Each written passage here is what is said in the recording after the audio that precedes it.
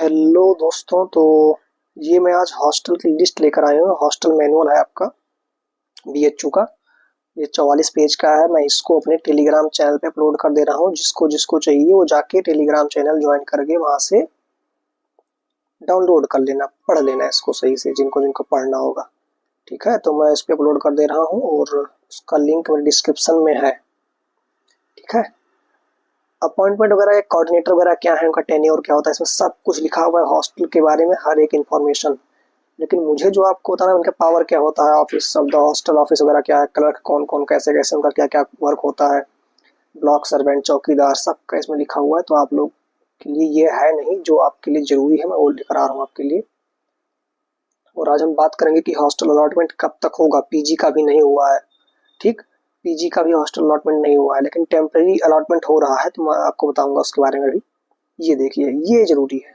ये देख लीजिए आप लोग कि hostel accommodation at a glens, मतलब कितनी कितनी सीटें हैं। ये मेल स्टूडेंट्स के लिए है। धनवंतरी हॉस्टल, ये सब आईएमएस का है।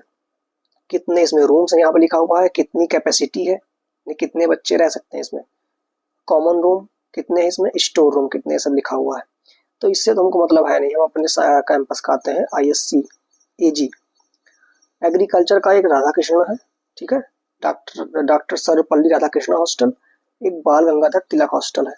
एक में 120 रूम है, एक में 198 रूम है। इसका लगभग दोगुना इसमें बच्चे रहेंगे, इसके लगभग दोगुना इसमें बच्चे रहेंगे। एक एक कॉमन रूम है दोनों में, और दो दो, मतलब ऐसे ही सबका आपका स्टोर रूम वगैरह सब कुछ है। ठीक, फिर साइंस के हमारे 5 हॉस्टल्स हैं। इसमें रामाकृष्णा, ये यूजी वालों को मिलता है। जो यूजी के साइंस वाले, जो यूजी के होते हैं ना, मतलब जस्ट फर्स्ट ईयर वाले, उनको मिलता है। सीपीआर ये रिसर्च वालों को मिलता है। डालमिया हॉस्टल और भाभा हॉस्टल ये पीजी वालों को मिलता है। ये 2 हॉस्टल पीजी वालों के लिए है। इसकी इनटेक कैपेसिटी देख लीजिए आप कि कितनी है, देख लीजिए। 446 बच्चों के लिए सीट है, 396 बच्चों के लिए। सोचो कितने बच्चे इसमें आ सकते हैं, और कितनी सीटें बीएचयू में है पीजी में साइंस में। और एक ब्रोचा हॉस्टल है, तो ब्रोचा तो आप लोगों को पता होगा, थर्ड ईयर के और सेकंड ईयर के बच्चों को मिलता है। 319 रूम है इसमें, 644 बच्चों के लिए सीट है इसमें। भाई बहुत है हॉस्टल की सुविधाएं यहाँ पे तो। ठीक है, तो बाकी रूम वगैरह आपको बता दिया हमने, कितनी सीटें हैं आपको पता चल गया। फिर आता है आपका आचार्य नरेंद्र देव हॉस्टल। ये सोशल साइंस का है। राजा राम मोहन राय, ये भी सोशल साइंस का है। इसकी भी इंटेक कैपेसिटी दिख रही है, 446 है, और इसकी 196। ऐसे श्रीमती मोना देवी हॉस्टल, ये भी बॉयज का है। नाम से मत जाइएगा, नाम तो मोना देवी है, लेकिन बॉयज का हॉस्टल है। 224 सीट इसमें भी है। और पंडित ब्रिजनाथ है, ये भी सोशल साइंस का ही है, 189 सीट है। फिर आपका आता है बिरला, ये की आर्ट्स फैकल्टी का है। बिरला ए, बिरला बी और बिरला सी। इसमें एक में 240, एक में 136, एक में 250 बच्चों के लिए सीटें हैं। रूम सीधे बगल में लिखे हुए हैं, आप लोग देख लीजिए। फिर था लाल बहादुर शास्त्री आर्ट्स का, 306 रूम है, जिसमें आपको 612 सीटें हैं। डेली टेक्नोलॉजी और इन सबको इसमें मिलता है। आगे बात करते हैं हम कि डॉक्टर ए बी हॉस्टल, जो कामाक्षा एजुकेशन का, ए बी एजुकेशन का, 2 एजुकेशन का हॉस्टल है, आरपी हॉस्टल और डॉक्टर ए बी हॉस्टल। एक में 172 सीट्स हैं, एक में 92 सीट है। ये रूम है, ये वाला रूम है, और ये सीट है।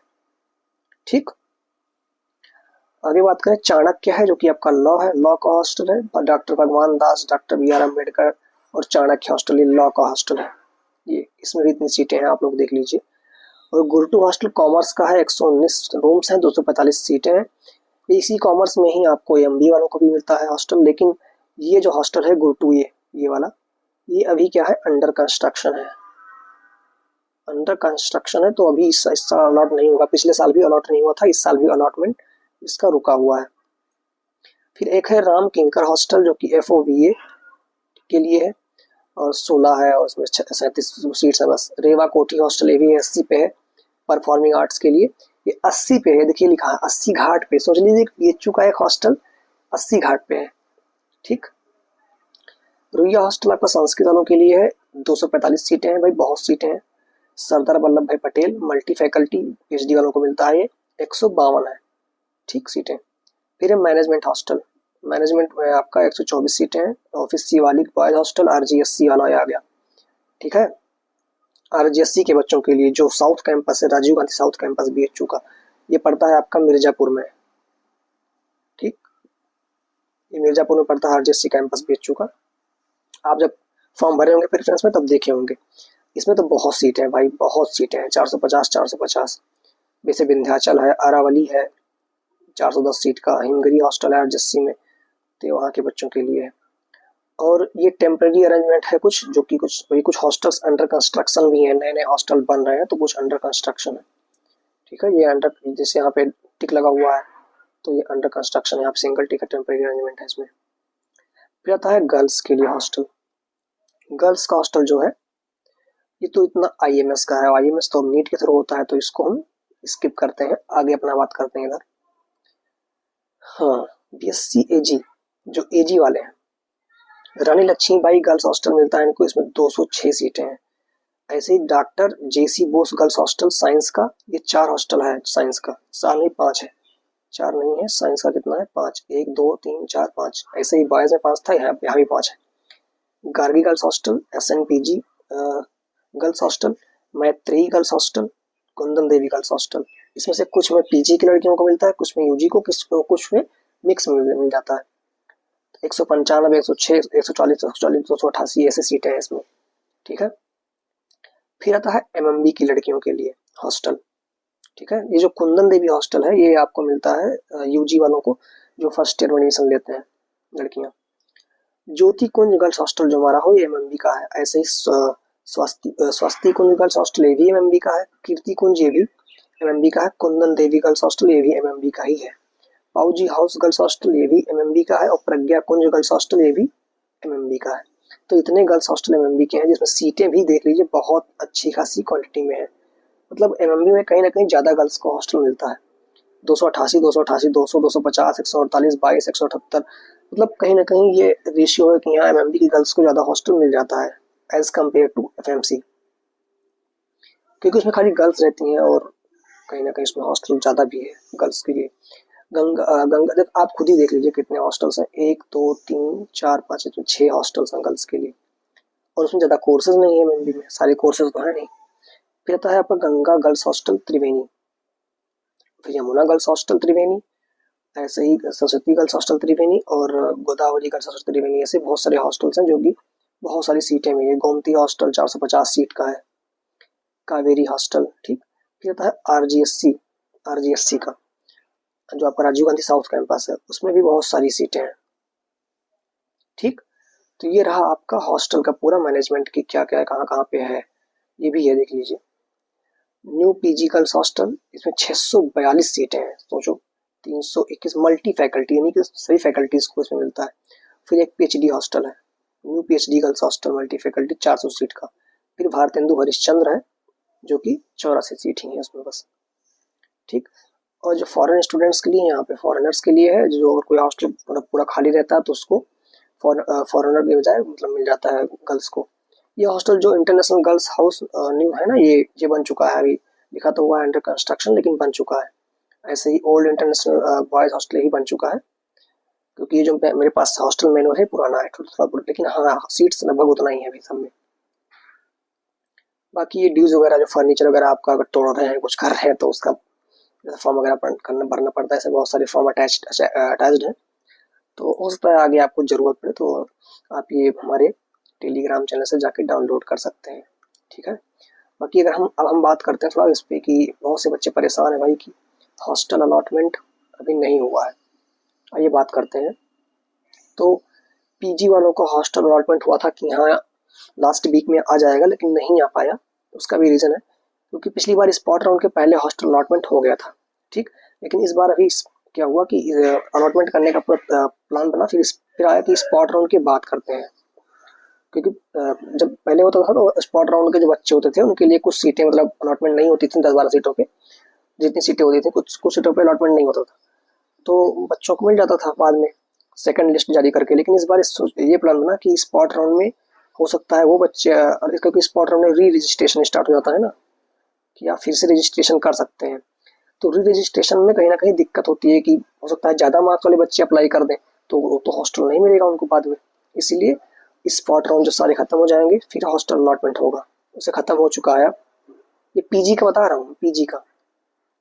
अब PG के लिए कर रहे हैं तो हो सकता है इस बार UG के लिए भी यही रूल अपनाया जाए कि स्पॉट राउंड हो सकता है, मैं कह रहा हूँ, कंफर्म नहीं कह रहा हूँ, स्पॉट के बाद में ही आपका अलॉटमेंट हो। ठीक है, अलॉटमेंट स्पॉट के बाद ही हो। तो अब ये क्वेश्चन आता है कि कब तक अलॉटमेंट होगा। तो अगर मैं पीजी का बताऊं तो पीजी का जो है आपका आज 25 तारीख है, मान के चलिए फर्स्ट वीक ऑफ सितंबर। ठीक है, फर्स्ट वीक ऑफ सितंबर में अलॉटमेंट होगा, या फिर अभी अभी तो बंद था, कल संडे था और शायद कल का जी तीजे कल भी बंद रहे, तो ये मान के चलिए अगर अगस्त में हुआ तो 30 अगस्त के आसपास, क्योंकि स्पॉट राउंड खत्म हो गया है लगभग, 30 सीटें सारी फुल हो चुकी हैं, 30 या 31 अगस्त को आपको नोटिफिकेशन देखने को मिल सकता है। लेकिन मैं फर्स्ट वीक ऑफ सितंबर इसलिए बताता हूँ क्योंकि जो स्पॉट राउंड में जिनका एडमिशन हुआ है उनका 30 और 31 के आसपास ही तो उनका मतलब वेरिफिकेशन भी तो होना है ना उनका। तो वेरिफिकेशन होगा पहले उनका 30 और 31 अगस्त के आसपास, उसके बाद 3-4 दिन तो प्रोसेस में लग ही जाएगा भाई, क्योंकि उनका भी डॉक्यूमेंट सबमिट करेंगे, सब कुछ देखना पड़ेगा। डोजियर फॉर्म आप फिल किए होंगे तो उसमें लिखे होंगे कि आपकी डिस्टेंस कितनी है, उसके हिसाब से आपका हॉस्टल रैंक बनता है। मैं आपको बताया था कि हॉस्टल रैंक कैसे बनता है। ठीक, कि हाँ आपका 80% मार्क्स लेते हैं और 20% आपकी डिस्टेंस लेते हैं, उसके अकॉर्डिंग तो आपकी डिस्टेंस चेक भी किया जाता है यहाँ से कि यहाँ के बीएचयू से आपके नियरेस्ट, आपका आप उसमें एक डोजियर फॉर्म में लिखे होंगे कि नियरेस्ट रेलवे स्टेशन कौन सा है आपका, तो वहां तक की डिस्टेंस लिया जाता है कि हाँ भाई कितना डिस्टेंस है। तो 80% आपका मार्क्स और 20% आपकी डिस्टेंस दोनों को मिला के आपकी हॉस्टल रैंक बनती है। हॉस्टल रैंक जिसको हम बोलते हैं हॉस्टल इंडेक्स, जो भी बोलते हैं आप, इंडेक्स बोलते हैं उसको, उसके अकॉर्डिंग हॉस्टल अलॉटमेंट होता है। तो स्पॉट जैसे ही खत्म होता है आपका पीजी वालों का अलॉटमेंट हो जाएगा। मैं बता दिया हूँ फर्स्ट वीक ऑफ सितंबर। ठीक, फर्स्ट वीक ऑफ सितंबर मान के चलो। बाकी यूजी वालों का तो भी वेरिफिकेशन है भाई, कुछ लोगों का 28 को है, कुछ का 29 को है, तो इनका वेरिफिकेशन हो जाएगा। उसके बाद स्पॉट राउंड आने स्टार्ट हो जाएंगे, 4 से 8 ऐसे कुछ डेट था, मुझे याद नहीं है, 8 सितंबर तक लगभग स्पॉट राउंड चलेगा। तो ये मान के चलो इन लोगों का भी 8 सितंबर के बाद ही अलॉटमेंट होगा। अगर यही प्रोसेस अपनाए तो, जो कि पीजी में अपना रहे हैं कि स्पॉट राउंड आने के बाद ही हम अलॉटमेंट करेंगे, तो अगर यूजी में भी यही अपनाए तो मान के चलो कि इन लोगों का अलॉटमेंट लगभग 15 सितंबर के आसपास हॉस्टल अलॉटमेंट होगा। ठीक है, यूजी वालों का लगभग 15 सितंबर के आसपास हॉस्टल अलॉटमेंट का है चांस। अगर यही स्पॉट राउंड वाला अपनाए कि हाँ स्पॉट राउंड इस बार ले लेंगे तब अलॉटमेंट करेंगे, अगर ये नहीं अपनाए तो मान के चलो 10 सितंबर के आसपास तक आपका हो जाएगा अलॉटमेंट हॉस्टल का। ठीक, 10 सितंबर के। बाकी इसमें हॉस्टल का प्रोसीजर क्या होता है, कैसे कैसे क्या क्या रूल्स हैं, रूल्स एंड रेगुलेशंस में सारा का सब कुछ लिखा हुआ है। स्पोर्ट्स फैसिलिटीज़ क्या क्या हैं, आपको क्या क्या नहीं करना है, क्या क्या करना है, बाकी मैं आपको अलग से बता ही दूंगा। ये लिखा है रूल्स फॉर यूज टीटी या टीवी या टीटी हॉल। टीवी हॉल होता है, इसमें कॉमन रूम होता है ना, कॉमन रूम का मतलब आप हॉस्टल के जितने बच्चे हैं वहाँ पे जाके उसमें टीवी लगा होता है, आप जाके देख सकते हैं, मैच वगैरह चलता है साथ में। ठीक, कॉमन रूम में टीटी हॉल्स, टेबल टेनिस का हॉल है भाई, हर एक हॉस्टल में बना हुआ है। और ये सब कितना क्या क्या रिक्वायर्ड है, कितने कितने बजे तक आपको आ जाना है, सब टाइमिंग वगैरह लिखा हुआ है सबका। तो ये आप पूरा मतलब देख सकते हैं हर एक चीज़। मेस मेन्यू, मेस में क्या क्या है, बाकी मैं मेस का आपको बता दूंगा। ठीक है, कि यहाँ कैसा क्या खाना वगैरह कैसे रहता है। खाना वगैरह ठीक रहता है यार, आप खाओगे तो देख लेना। रजिस्टर होता है, ये डाइनिंग हॉल होता है मेस में, हॉस्टल मेस, बढ़िया फैसिलिटीज़ है। ओवरऑल अच्छा ही है, जितना पैसा है उस सबसे अच्छा ही है। मैंने आपको बताया ही था कि आपका फर्स्ट सेमेस्टर में 2875 पड़ता है, बाकी नेक्स्ट सेमेस्टर से आपका 4875 पड़ता है, बाकी अगले से 2875 पड़ने लगता है। और जो इसमें 2000 है ये आपको लास्ट में जब आप एडमिशन यहाँ से जब जाएंगे बीएचयू छोड़ के डिग्री के बाद में, तो आपको 2000 रिटर्न मिल जाता है, जिसको बोलते हैं कॉशन मनी। जैसे हम लोग यूजी कंप्लीट किए थे तो हम लोग को 2000 रुपये मिला। तो ये आपका हॉस्टल का पूरा हुआ, क्या क्या है बाकी इसमें सब कुछ लिखा है, मैं भेज दे रहा हूँ, आप लोग डाउनलोड कर लीजिएगा टेलीग्राम चैनल पे जाके। ठीक, और और तो है नहीं कुछ ऐसा कुछ जो कि आप डोजर फॉर्म वगैरह फिल करना बता ही दिया, हम कैसे फिल करते हैं। हॉस्टल की सारी फैसिलिटीज़ यही सब है। स्पोर्ट्स में आपका हर हॉस्टल में ग्राउंड होता ही है, ज़्यादा बड़ा ग्राउंड नहीं होता कि आप क्रिकेट खेल पाएँ। क्रिकेट ग्राउंड हर हॉस्टल के सामने उसका एक ग्राउंड होता है। ठीक है, तो ग्राउंड्स आपको बहुत बड़े बड़े मिल जाएंगे जहाँ पे आप क्रिकेट वगैरह खेल सकते हैं। यहाँ तक कि आपको यहाँ पे बैडमिंटन का भी बहुत बड़ा 2-3 रूम बना हुआ है। ठीक है, बैडमिंटन, ठीक है, तो आप जाके वहाँ भी खेल सकते हैं बैडमिंटन वगैरह। और बाकी वॉलीबॉल का बना हुआ है और फुटबॉल का भी बना हुआ है। ठीक, तो फुटबॉल वगैरह भी आप खेल सकते हैं। बास्केटबॉल का कोड बना हुआ है बढ़िया, 3-4 कोड बना है हर एक आपके उसमें, बहुत बड़े बड़े यहाँ पे वो बने हुए हैं फील्ड। तो आप में जाके आप मतलब देख सकते हैं, वीडियो वगैरह सर्च कीजिए यूट्यूब पे आ जाएगा। तो हॉस्टल की सारी सुविधाएं एकदम बढ़िया है, क्या क्या यूज़ कर सकते हैं आप, केटल वगैरह रख सकते हैं, पानी वगैरह गर्म करने के लिए केटल रख सकते हैं बीएचयू में।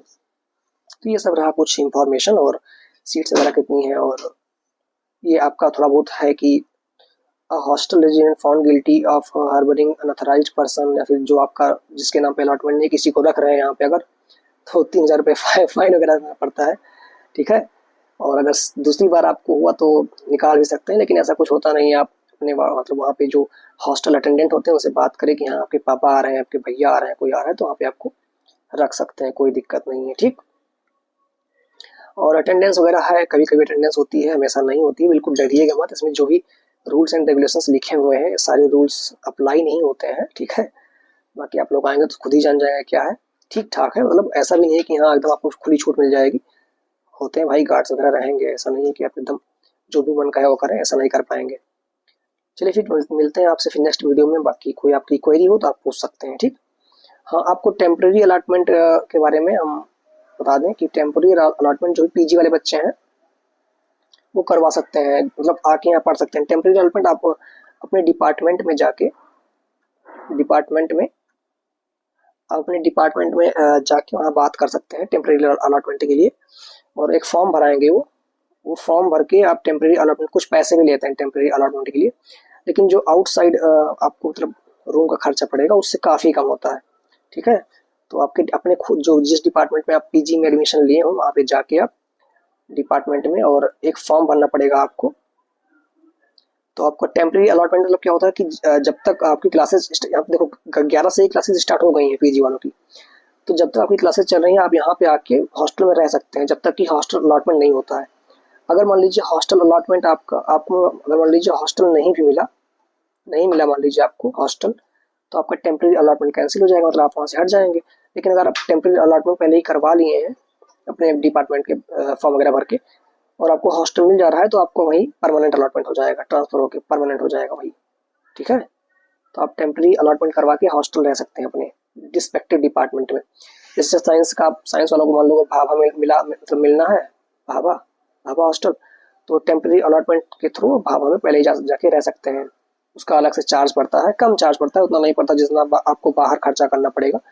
तो आप टेम्प्रेरी अलॉटमेंट करवा के बाहर रह सकते हैं, बाहर नहीं मतलब हॉस्टल में रह सकते हैं, और जब आपका अलॉटमेंट होगा तो परमानेंट हो जाएगा, फिर आप अपना फीस वगैरह पे कर दीजिएगा। अगर आपको हॉस्टल नहीं मिल रहा है तो आपको बाहर कर दिया जाएगा। तो ऐसे प्रोसेस है टेम्प्रेरी का। बाकी जो भी आपको कोई दिक्कत हो, कुछ पूछना चाहते हो तो आप कमेंट कर सकते हैं। और टेलीग्राम से आप कनेक्टेड रहिए, आपको वहाँ पे पीडीएफ मिल जाएगा। Thank you.